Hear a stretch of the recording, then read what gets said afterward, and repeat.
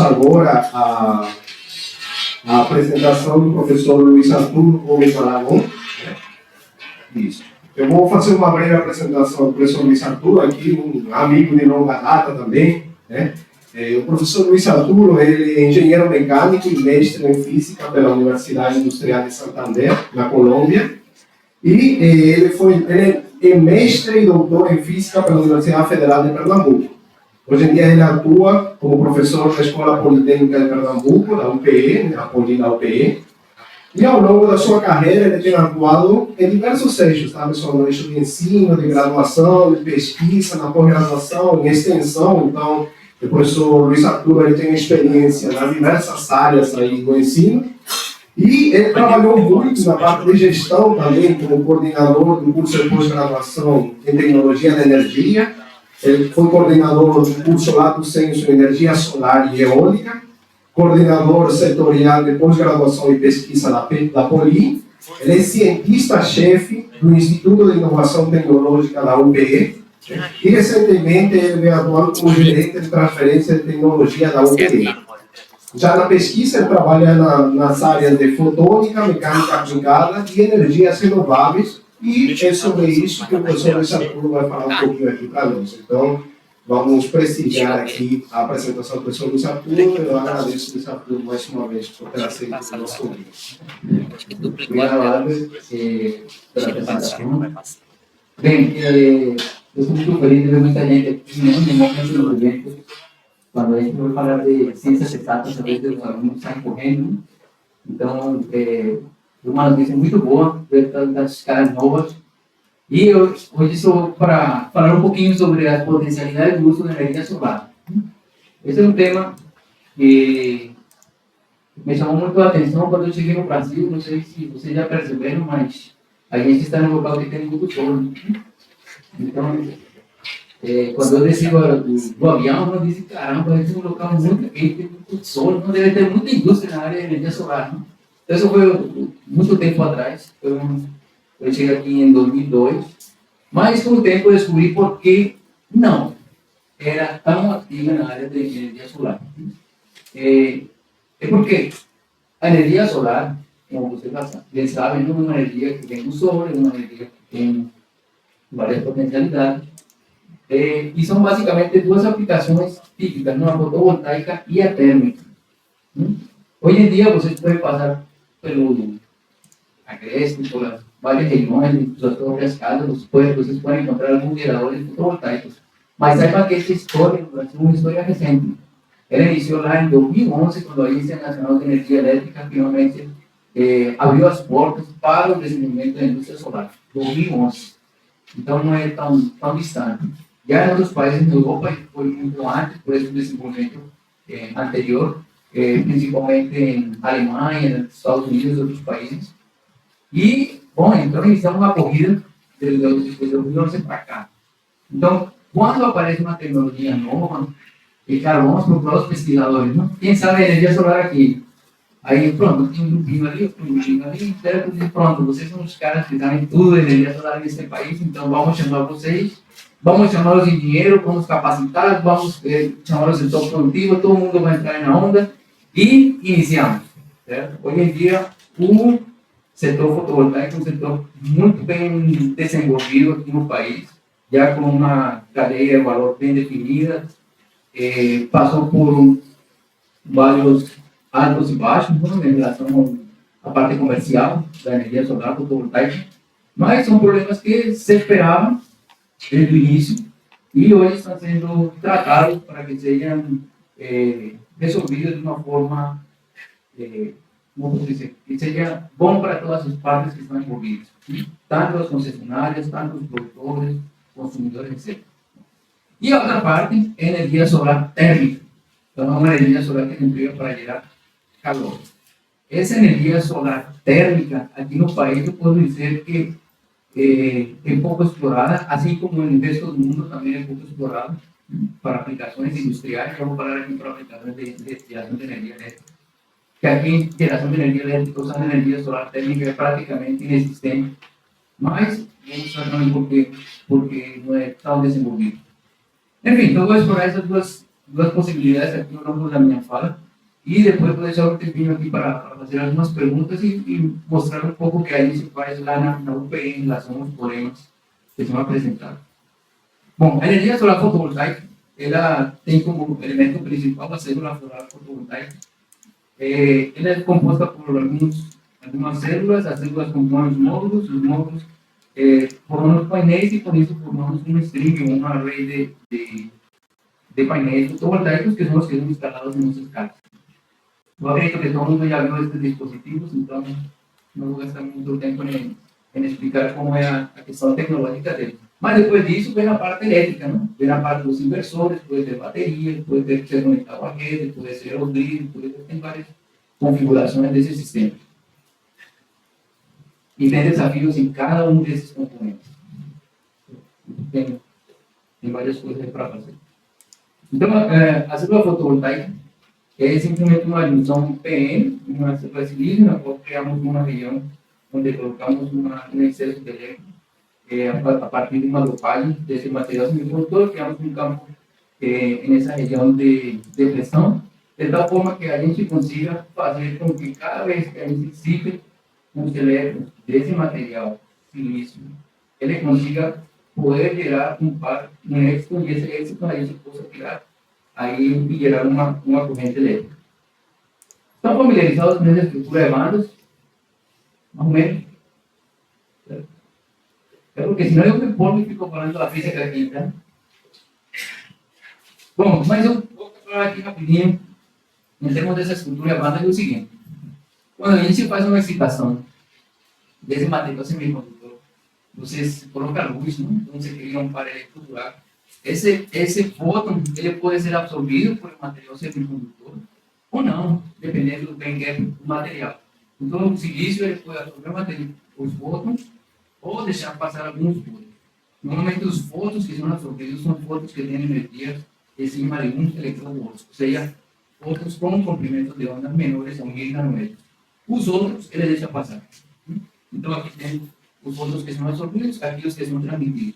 Só que os que são absorvidos, é claro, eles podem ser empregados para o efeito fotovoltaico. Eles relaxam, então você tem aqui os elétrons se separam e aí você pode, a partir de uma carga externa, se tirar esses elétrons. Só que tem outros que ficam com energia excedente e eles têm que relaxar até a borda da banda de condução. Quando isso acontece, o material aquece. E pronto, aí já temos o primeiro problema. O aquecimento da célula solar fotovoltaica por absorção de energia que não é convertida ou não é utilizada em efeito fotovoltaico. Bom, como fazer isso aí? Como melhorar isso aí? Primeiro, claro, nós chamamos os físicos para fazer toda a análise detalhada desse fenômeno. Isso foi descrito em 1960, então é uma história já antiga, que foi o trabalho de Shockley e Quasar. Eles fizeram o seguinte: pronto, vamos ter material semicondutor, vamos considerar um par eletro-buraco por cada fóton incidente, vamos considerar uma relaxação térmica de energia do par eletro-buraco e a radiação solar sem concentração. Atenção a essa palavra, concentração. Eu vou falar com ela um pouquinho mais, seja colocar muito mais do que 1.000 volts por metro quadrado de intensidade sobre a célula solar fotovoltaica. E aí, eles fizeram a conta para saber qual era a eficiência de conversão desse material. Eles disseram, olha, isso vai depender do bem gap. Como eu falei, no caso do silício, com material abundante, aqui temos que ler da ordem de 25%. Mas a gente pode chegar a ter valores um pouquinho maiores, não perto de 30%, dependendo do espectro. Então, é somente 33% de eficiência de uma célula solar fotovoltaica. No máximo, assim, o melhor dos casos. Certo? Assim, porque você fez um laboratório perfeito. Claro, a vida real tem outras perdas, tem outros mecanismos. Então, vocês podem encontrar os painéis fotovoltaicos que vocês compram para suas casas. Hoje, 2025, vocês podem encontrar painéis com uma eficiência da ordem de 20%. 20%. Mas é pouco. Mas veja dessa forma, a luz do sol é de graça, não? de graça 20% é ganho. Por isso que a gente tem várias usinas por aí instaladas, porque a gente consegue aproveitar 20%. Enfim, então, mas isso é válido também para outros materiais semicondutores, né? Germânio, outros, este telureto de câmbio, que é muito conhecido também para a indústria solar fotovoltaica. E, bom, o desafio que se apresenta para esses materiais é aumentar a eficiência desses sistemas. Sim, mas aumentar como? Você já disse que era máximo 30, vou aumentar para quanto? Tá bom, então vamos tentar chegar aos 30, né? Já é alguma coisa. Mas podemos procurar materiais que não sejam somente materiais semicondutores convencionais. Essa curva que eu mostrei é para materiais convencionais. Podemos ter novos materiais, e aí tem uma corrida de cientistas de materiais fortíssima no mundo todo, todo mundo querendo ter materiais que sejam capazes de ter uma eficiência maior. Podemos modificar o espectro solar. Ou seja, a gente tem um espectro que se chama EON AM1.5. Esse espectro solar é dado lá, não sei, é dado lá para a radiação do Sol, não? Como se a gente tivesse um corpo negro. Mas quando passa pela Terra, tem algumas absorções da molécula de água, carbono, CO2, etc. Tá bom, então temos um espectro. Mas imagine que a gente pega esse espectro e de alguma forma a gente muda um pouquinho, de tal forma que os fótons que são de alta energia, que aquecem o material, a gente consiga usar para o sistema fotovoltaico, que pode melhorar esse processo de conversão. Então, isso pode ser feito através de processos não lineares, como o processo de A conversion, ou outros lineares, como down conversion. Já temos uma possibilidade. Outra é dizer, pronto, então podemos fazer novos designs de células. Podemos colocar concentração, seja colocar mais luz na célula para ver se ela tem uma geração maior. Podemos fazer células multijunção, seja fazer um stack, um conjunto de células, uma em cima da outra, de tal forma que a luz que não é absorvida por uma célula e que é transmitida, pronto, outra célula absorve, aí gera, e a outra pedacinho de espectro que ela não absorve, seja absorvida por outra. E assim a gente pode criar um sanduíche de células que são conhecidas como células multijunção. Vamos procurar outros processos de geração. Então, quando a gente fala, eu preciso usa um fóton, cria um par elétron-buraco, é o processo clássico. Mas já imaginaram que a gente usa um fóton e possa criar mais de 2, 3, 4, 5 pares elétron-buraco? Não significa que a eficiência pode chegar a ser 200, 300, 500% de conversão? Bom, essas coisas já estão na literatura. Como falei, isso é uma corrida de novos materiais, uma corrida de sistemas. Essa parte de gerenciamento do espectro solar é o que a gente faz na UPE, como se faz. Novos designs de células com células multijunção, um processo crítico de crescimento de fios, um em cima do outro, com parâmetros de rede muito próximos para evitar perdas nas junções, etc. Então é bem delicado, mas já existe empresa para isso. Algumas células de multijunção são empregadas para uso espacial. E os novos processos, pronto, aí tem vários experimentos realizados em materiais a nível de laboratório, mas ainda não se chegou a ter um dispositivo. Então, uma corrida um pouquinho mais, digamos assim, ciência básica. Ok? Se vocês conseguirem melhorar isso de uma forma drástica, eu posso dizer para vocês que vocês estão atingindo um mercado global. Global é muita coisa. Bom, como eu falei, a eficiência é uma coisa importantíssima entre os materiais. E no National Renewable Energy Lab, lá nos Estados Unidos, eles iniciaram a fazer o registro de qual era a eficiência desses materiais no redor do mundo. Isso como que se faz? Como que eu digo, eu fiz um material e a eficiência deu tanto. Não é assim tão fácil. Você diz, deu tanto, então agora você tem que ir a um local onde ele vai certificar que realmente o que você está dizendo é isso mesmo. E é esse local. Um laboratório de pesquisa, assim como ele, tem outros no mundo, tem o Fraunhofer Institute também na Alemanha. Eles têm algumas instalações que são calibradas com padrões, etc. Então, damos valores que são reportados para o mundo de avanço da tecnologia.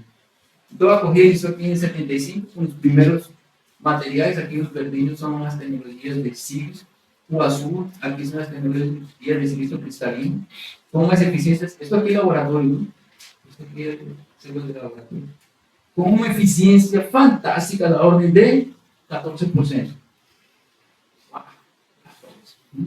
E com isso, o homem mandou satélite para o espaço, viu? 14%. O Sputnik dá todos os satélites que usavam energia solar e com esses células. Bom, aí a tecnologia foi andando, então apareceram outros materiais, células orgânicas, outros filmes, perovskitas, ¿no? Que são essas que são material monocíclico, que estão por aqui. Então já temos alguns materiais que podem chegar a ter eficiência da ordem de 36%. Né? As tanques, ou as multimissões, elas podem chegar a ter eficiência da ordem de 40 e pouco por cento. Agora, essas células não são células que você compra aqui no AliExpress, né? São células especiais. Tinha duas empresas que faziam esse tipo de células do ponto de vista comercial. Hoje em dia, acho que somente tem uma. Olha, o único fornecedor para o mundo todo. É difícil, é bem complicado fazer essas células. Mas, enfim, aí está a corrida. Se você, como pesquisador, consegue identificar um novo material que consiga entrar nessa corrida e ganhar prêmios, eu acho que você tem garantido, tem um futuro econômico garantido. Muito bem garantido. Bem, esse é o primeiro desafio que eu estou colocando aqui, o aumento da eficiência das células fotovoltaicas. Agora vamos falar um pouquinho sobre a térmica. A térmica é justamente usar a energia solar para aquecer coisas, então um processo de absorção. Tipicamente as tecnologias que temos são as tecnologias de torre central com aerostado. Aqui temos alguns com coletores tipo Fresnel, que é a luz solar em si, são uns espelhos e reflete lá para um coletor. Aqui temos também o de calha parabólica, é o mesmo princípio. E aqui temos o de disco parabólico. Então, tem várias tecnologias aí existentes no mercado. Tem já usinas, que são tecnologias CSP, Concentrated Solar Power. Por exemplo, essa aqui eu gosto de trazer alguns cases mais latinos. Às vezes a gente fica pensando que essas tecnologias somente existem em outros lugares, mas por aqui também tem, não? Este é um projeto de torre central que foi no deserto do Atacama, no Chile, numa região de altíssima radiação direta. Então, um local excepcional para fazer esse tipo de instalações. Tem também os coletores parabólicos, que é uma instalação aqui no Egito, mas no Brasil também já tem. Tecnologia nacional, 2023. Conseguimos fazer já um coletor solar de aí a 20 kW. Esses são projetos financiados pelas empresas de energia elétrica, para poder tentar acompanhar o desenvolvimento tecnológico aí e energético do país, do mundo todo. Mas, do ponto de vista prático, aqui no país não tem sido usado. Por quê? Porque bom, tem outras coisas. O Brasil é cheio de água, então melhor vamos explorar a água. Depois modificamos a matriz energética brasileira, vamos colocar solar, então é mais fácil não colocar um painel, que é fazer um fluido. Mas temos muito vento, então vamos colocar a eólica. Então, outras tecnologias ficam um pouquinho para trás por conta dessas prioridades que são definidas pelos. Tem algumas empresas de energia elétrica que definem essas coisas. Né? Por exemplo, tem a FM, empresa de pesquisa energética, ela dá alguns insights. Também tem o CB, enfim, e todos eles juntam e verificam quais são os passos para os seguintes anos de desenvolvimento energético brasileiro. Bom, essa aqui também são fotos de concentradores solares. Enfim, dependendo de como é a nossa aplicação, vamos ter a escolha do coletor. Então, por exemplo, se temos necessidade de ter um fluido, água, será que seja água de 0 a 100 graus, vamos ter coletores de placa plana, Se um pouquinho mais alta a temperatura, podemos ter tubos evacuados. Se um pouquinho maior, podemos ter tubos com concentração. Se um pouquinho maior, podemos ter os concentradores parabólicos. E finalmente chegamos aqui no desfogue central, que pode chegar a temperaturas maiores de que 600 graus.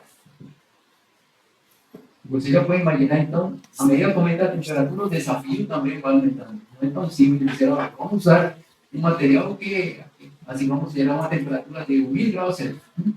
Quem vai suportar essa temperatura? Vamos iniciar por aí. Então, não é tão direto, mas já vem de pesquisa.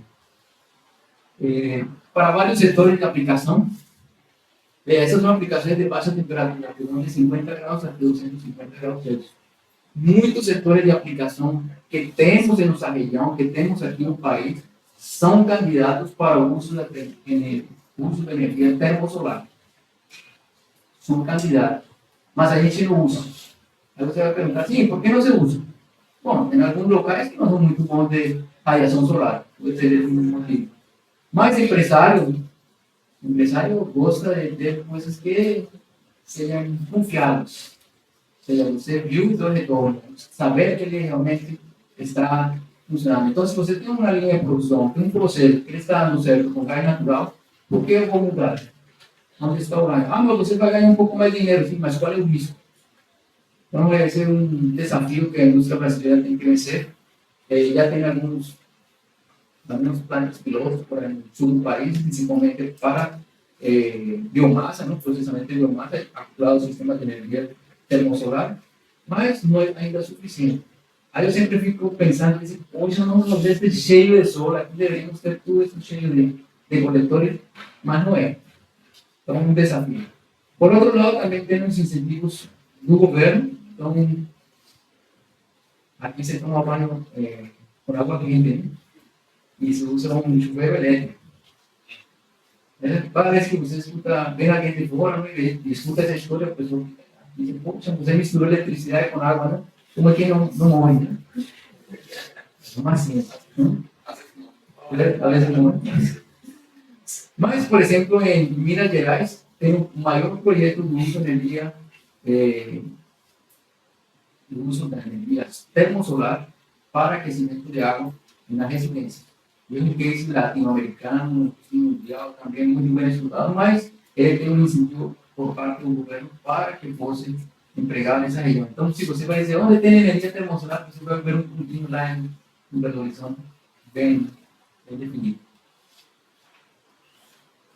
Bom, como é que se gera eletricidade com energia termosolar? Então, você tem aqui uns coletores, os coletores podem gerar água quente, podem gerar vapor. Esse vapor você pode acoplar a um ciclo de geração de potência, um ciclo Rankine, e gerar energia elétrica. Isso é o que normalmente se faz. Mas tem alguns desafios, não? Qual é o mecanismo de transferência de energia solar para o fluido de trabalho? Quais são as propriedades do fluido que são relevantes? Enfim, muitas coisas relacionadas, não somente ao processo Rankine, que é um processo bem definido, mas relacionadas ao processo de geração desse vapor. Esse é o simples. Se for para processos industriais, você pode ter aqui um coletor solar, aquecer a água e colocar diretamente no processo industrial. Mas você sabe que o sol somente tem de dia, não tem à noite. Então, não, às vezes é óbvio, mas às vezes a gente não se liga nisso. Não parece que não tem um probleminha sério com essas fontes de energia. Ele é intermitente. Seríssimo. Então, eu não posso parar meu processo industrial, então eu tenho aqui uma fonte firme, com um combustível fóssil, pode ser gás, carvão, o que for, para atender meu processo industrial. Eu não posso parar minha indústria, mas a energia solar sempre entra como uma fonte auxiliar, não entra como uma fonte principal, é uma fonte auxiliar. Podemos gerar vapor, então aqui temos um coletor parabólico, pode gerar vapor, colocar diretamente no processo industrial, mas novamente, se faltou vapor, então aqui eu tenho um gerador de vapor para o processo industrial. Ok. Mas aqui está o grande desafio. O grande desafio é o seguinte: sempre preço, não sempre custo. Porque é mais barato. Então, essa é uma curva que mostra aqui quanto custa a energia em relação à potência instalada. E aqui em função do tempo. y este aqui, este range do preço dos combustíveis fósseis. Então, antes de 2016, 2017, este vermelhinho era essa tecnologia CSP, Concentrated Solar Power. São aqueles coletores térmicos para geração de energia elétrica, com torre central, com os termostatos, tudo isso, muita coisa, pronto. Então, ele era mais caro que os combustíveis fósseis. Então, não era competitivo. Mesmo assim, o pessoal estava fazendo pesquisa. O que acontecia com a energia solar fotovoltaica até 2012?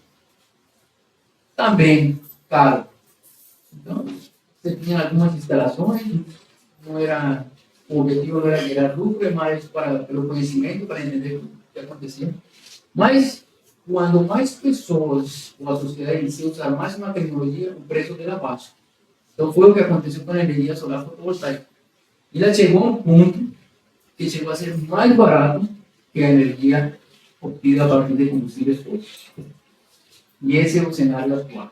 Então, temos muita energia solar fotovoltaica instalada. E isso já é um problema para as concessionárias. Já se fala aí por tempo, não? Ou seja, muita geração e pouco consumo. Agora, arrumar o consumo, mas não é assim, não. Certo? A gente tem um excesso de energia nos horas pico, nas horas de máxima radiação solar. E o resto do tempo. Você não pode deixar a carga e dizer, olha, vem amanhã, na hora de maior radiação, para poder atender os demais. Então, esse é o problema da solar fotovoltaica. Esta azul é a energia eólica. Então, vocês podem ver que a energia fotovoltaica e a energia eólica estão mais baratas que os combustíveis fósseis. Por isso que vocês veem, por tanto, usinas fotovoltaicas. Todo mundo que tem uma usina fotovoltaica em sua casa, todo mundo que usar energia renovável, etc. Mas as outras tecnologias, aqui estou falando do CSP, ela ficou compatível com os combustíveis fósseis. Se eu tiver que escolher como investidor, em qual tecnologia eu vou apostar? Eu aposto na fotovoltaica e não aposto na CSP. Então, perdeu a corrida a CSP. Em princípio, perdeu. Né? Já vai então, o placar está 1-0 para o fotovoltaico. Né? Só que, novamente, temos um problema sério para a fotovoltaica, e é que temos uma geração muito grande nas horas de alta radiação e pouca quando não temos sol. Significa que a gente tem um desafio pela frente que significa armazenamento de energia. Se vocês descobrirem alguma coisa para armazenar energia, normalmente seu futuro econômico estará garantido para os próximos anos. Assim, alguma coisa melhor do que a gente já tem. Esta é somente para vocês entenderem a magnitude do sistema fotovoltaico. Esta é um gráfico que mostra a capacidade instalada no país, no YouTube. Aqui é uma história recente, aqui eu falei que foi início em 2011 para a gente, mas já tinha algumas coisinhas no mundo. Só que aqui em 2024, a gente está falando da ordem de 2 terawatts de potência instalada. Quem é o maior produtor de energia solar fotovoltaica renovável, certo? É o vermelhinho. O vermelhinho é a China. Então já podem imaginar de onde vem os painéis, de onde vem a tecnologia, de onde vem tudo. Então, um desafio tecnológico para a gente vencer. Aqui também está o Brasil, também. O Brasil está aqui. Esse pedacinho aqui. Mas a gente também já tem algumas telas. Já tem, nós estamos aí por volta de tempo. Estamos na corrida, né? Pelo menos já aparece o Brasil. Não é fácil. Bem, então, como falei, o grande problema é o sistema de armazenamento. É um problema que foi estudado desde o início para os sistemas CSP. Como armazenar energia solar térmica. Então, esse aço se faz hoje em dia com sais fundidos. É uma tecnologia que está bem definida, já tem várias usinas funcionando no mundo. Podem não ser as mais econômicas em comparação com a fotovoltaica, mas elas funcionam e funcionam por períodos contínuos, e não tem problema da intermitência, porque tem armazenamento. E recentemente teve somente para trazer aqui uma informação, esse ano teve um evento que se chama Solar Passes, é um evento de energia solar concentrada, e se discute justamente o futuro dessa tecnologia. Até algum tempo, as pessoas estavam falando, estamos tristes porque a fotovoltaica venceu a CSP. Mas a CSP traz um conhecimento muito importante para a fotovoltaica, que é a parte de armazenamento. Se a gente conseguir converter essa parte, esse centro de energia, que podemos armazenar através, por exemplo, da tecnologia CSP, talvez possamos ter uma energia fotovoltaica que tenha que possa ser entregue ao longo do dia todo, 24 horas. Então, essa é o desafio, esse é o problema do. E claro, tem outros, né? Mas são dois problemas relevantes. O outro problema que eu preciso chamar aqui a atenção é o problema dos materiais. Aqui tem várias pessoas que trabalham com materiais. Quem vai entrar na área de energia solar térmica e quer trabalhar com materiais para usinas geradoras através dos processos térmicos, tem que pensar em altas temperaturas. E a eficiência desse sistema depende justamente dessa temperatura. Então, se a gente pode chegar a ter temperaturas de ordem de 1.200, 1.400 graus Kelvin, então você pode aumentar a eficiência do sistema, mas os sistemas também mais complexos. Aí está o desafio: você aumenta a eficiência, mas aumenta a complexidade do sistema. E tem instalações ao redor do mundo procurando pesquisadores, pesquisando justamente quais são essas cerâmicas, quais são esses materiais que podem usar essa temperatura. Bem, deixa? Então vou correr aqui. Bom, está claro, né? Qual é o problema? Qual é o desafio? Eu vou mostrar agora o que a gente faz lá na UPE. A gente trabalha lá em um laboratório de eletrônica, e aí se trabalha em gerenciamento do espectro solar. Como que se faz o gerenciamento do espectro solar? Este aqui é o espectro da radiação solar. Se fosse perfeito, se não tivesse absorção nenhuma, seria a radiação do corpo negro, a 5.787 graus Kelvin. Mas, como temos águas, temos algumas moléculas de CO2, então aparecem todas essas modificações no espectro. As células de silício, elas absorvem até um eletropor, até por aqui, mais ou menos. Esta radiação não é absorvida. Esta radiação de por cá é absorvida e parte dessa radiação é convertida em calor. Outra parte é empregada no processo fotovoltaico. Então, como falei no início, como a gente faz para pegar aqueles fótons que aquecem o material e convertir eles em fótons que possam gerar o efeito fotovoltaico? Normalmente, esses fótons que aquecem o material são os fótons que estão na radiação, são fótons de alta energia, ou seja, fótons UV. Então, se eu puder chegar e pegar esses fótons e, de alguma forma, mudar a energia dele para uma energia menor, eu posso implementar. Agora, pense em sua cabeça como é que pega um fóton de alta energia e faz um cutting. Pega um fóton de UV e converte em dois vermelhos. Isso é mágica, né? Pelo menos quando eu somente vi, eu disse, caraca, como que funciona? Ou pior ainda, ou melhor ainda, né? Como é que você coloca um fóton de infravermelho e, de alguma forma, ele vira um fóton visível. Esse é mágica, né? Esse é mágica. Pois bem, isso já é um fenômeno já conhecido na literatura. Ou seja, eu digo assim, estou brincando com a questão da mágica, mas não tem mágica, isso aqui é física. Isso aqui são processos de conversão ascendente de energia. Normalmente se empregam terras raras para poder fazer esse efeito, um processo não linear. De aqui para cá, baixa energia para energia. Mas também temos o processo de quantos também usando alguns processos quânticos para poder colocar esses pontos lá, perto do bem guerra. Então temos o down conversion, um fóton de alta energia, produzir dois com energia menor, ou o up conversion, um fóton de baixa energia, dois para produzir um de energia maior. A gente usa químicos de terra rara para fazer esses processos. Há alguns especialistas nisso aí, tem vários que conhecem bem esses processos, caso vocês tenham alguma dúvida mais. Então, pronto. Então, sabendo disso, aí pega uma célula fotovoltaica e coloca em cima um material, um vidro, pode ser um vidro, pode ser um plástico, pode ser qualquer material transparente, dopados com esses materiais.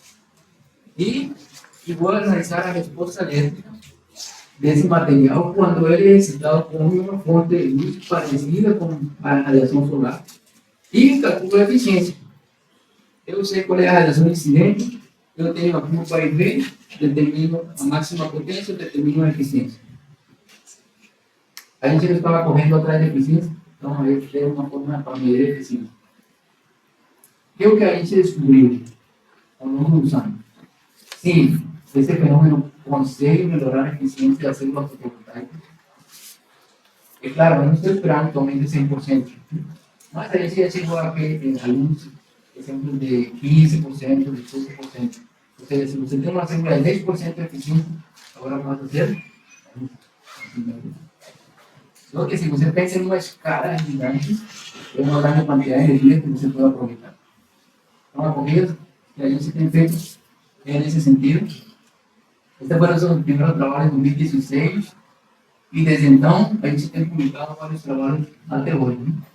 Se alguém tiver interesse, aí depois eu faço a lista.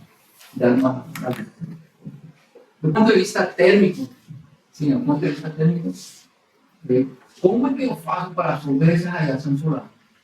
Como é que eu faço?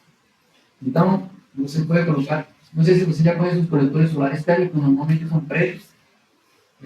Todo mundo sabe que sai quando vai à praia com uma camiseta preta, chega mais quentinho, né? Para absorver mais. E aí você fica imaginando como é que o processo funciona. Como é que eu posso absorver diretamente essa radiação solar? Então, aí você precisa usar fluidos que tivessem partículas que conseguissem absorver essa radiação solar. E a gente caracteriza esses materiais. Do ponto de vista teórico, a gente faz as continhas para saber quais são as eficiências desses processos. E alguns são experimentais. Então, a gente fez aqui a aplicação de nanofluidos com partículas metálicas em destiladores solares, aqui com nitretos para determinar a curva de aquecimento desses materiais. Aqui são sistemas PVT, ou seja, fotovoltaicos e térmicos. Então, a gente tem estudado vários sistemas ao longo do tempo. E a ideia é justamente essa. Você tem um espectro solar, eu quero alguma coisa, um material que tenha um espectro parecido com o espectro solar. E a nanopartícula metálica encaixou. Assim, não é perfeito, mas é bem parecido. Se aumentar a concentração, aí absorver grande parte da radiação solar. E essas nanopartículas, estou falando de novos materiais. Essas nanopartículas metálicas, tem outras que não são metálicas, é muito interessante porque você pode mudar o espectro de absorção modificando a geometria da partícula, modificando a estrutura, ou seja, se são nucleoplásticos, modificando a forma, se são barrinhas, se são esferinhas, se são prismas. Então, eu posso sincronizar de tal forma que eu posso ter suspensões coloidais com diferentes espectros que podem traçar o espectro da radiação solar. Agora, essa na teoria é muito bonita, né? Mas na prática tem alguns desafios. Então, aqui são os exemplos. Como eu falei, o dispositivo se chama absorção solar de absorção direta, da absorção solar collector, que não é outra coisa que eu chamo ele de uma piscina. É uma cubetinha.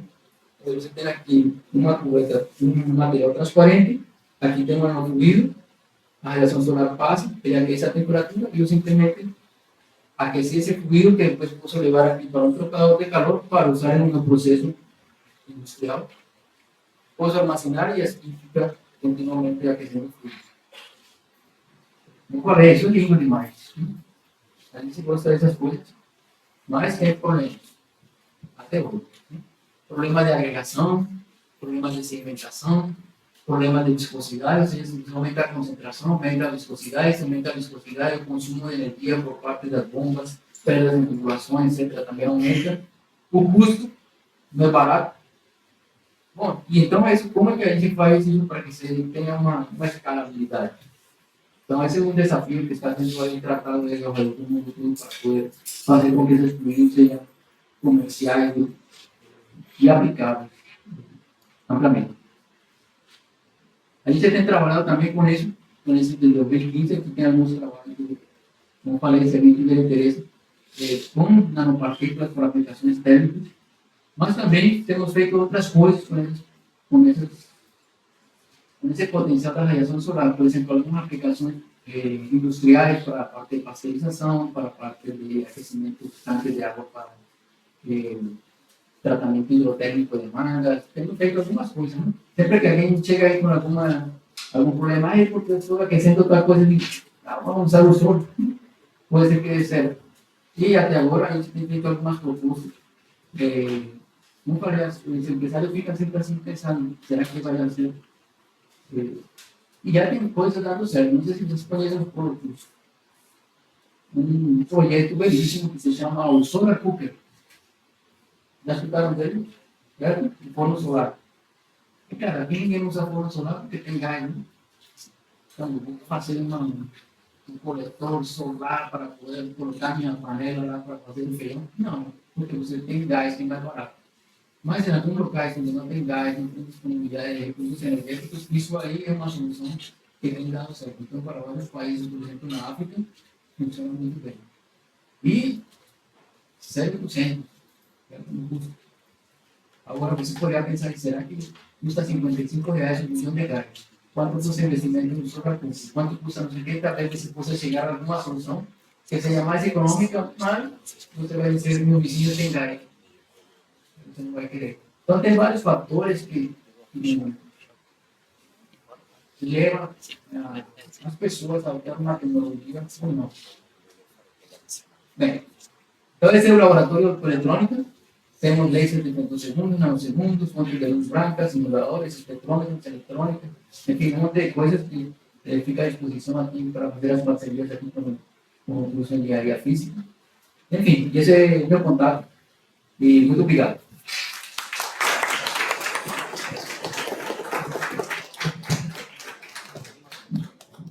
Parabéns, Luiz Arturo, muito interessante. Pessoal, alguma pergunta ao professor Luiz Arturo? Pode levantar a mão, fique à vontade, o professor Luiz Arturo é bem gentil a responder as perguntas.